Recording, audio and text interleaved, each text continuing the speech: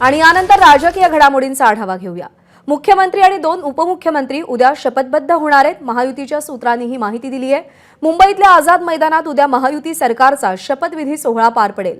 खातेवाटपाचा formula निश्चित झाल्यावरच इतर मंत्र्यांना शपथ दिली जाईल असं सूत्रांच्या वतीनं कळतंय। अभिषेक मोठाळ आपल्याला या सगळ्या संदर्भात अपडेट देईल। अभिषेक, उद्या नेमकं कोण कोण शपथ घेणार या संदर्भात उत्सुकता आहे, काय चर्चा आहेत, काय माहिती आहे? आता जर पाहायचं तर मुख्यमंत्री आणि 2 उपमुख्यमंत्री उद्याला शपथ घेताना आपल्याला पाहायला मिळतील।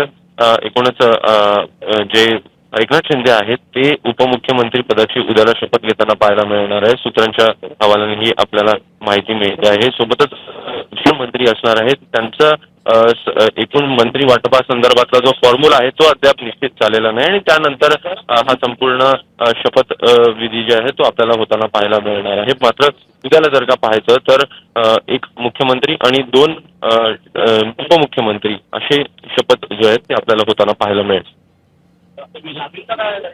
अभिषेक, धन्यवाद दिलेल्या माहितीसाठी।